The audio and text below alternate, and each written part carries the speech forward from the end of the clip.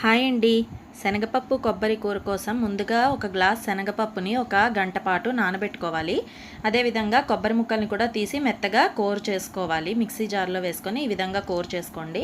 తర్వాత శనగపప్పు కాస్త నానిన తర్వాత ఒక గిన్నెలోకి ఈ శనగపప్పుని వాటర్ అంతా తీసేసి యాడ్ చేసుకోవాలి. అదేవిధంగా కొబ్బరిని కూడా ఇందులోకి యాడ్ చేసుకొని కాస్త పసుపు, అదేవిధంగా రుచికి తగినంత ఉప్పు కూడా వేసేసి ఒక 2 లేదా 3 పచ్చిమిరపకాయ ముక్కలుగా చేసి వేసేసుకొని కాస్త నీళ్లు వేసుకొని ఒక కుక్కర్ పెట్టుకొని ఇందులోకి ఈ మిశ్రమాన్ని అంతటినీ కూడా పెట్టేసి ఒక 4 విజిల్స్ వచ్చిన తర్వాత మనం మూత తీసి చూసుకుంటే మెత్తగా అయిపోతాయి.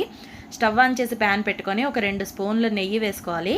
నెయ్యి హీట్ అయిన తర్వాత ఆవాలు, జీలకర్ర, మినపప్పు వేసుకొని బాగా ఫ్రై చేసుకోవాలి. అదేవిధంగా ఎండుమిర్చి, కరివేపాకుని కూడా ఇందులోకి యాడ్ చేసేసుకోవాలి. ఇలా యాడ్ చేసుకొని ఇవి వేగిన తర్వాత ముందుగా మనం తయారు చేసి పెట్టుకున్న ఈ కొబ్బరి, శనగపప్పు మిశ్రమాన్ని ఇందులో వేసేసుకున్నట్లయితే కర్రీ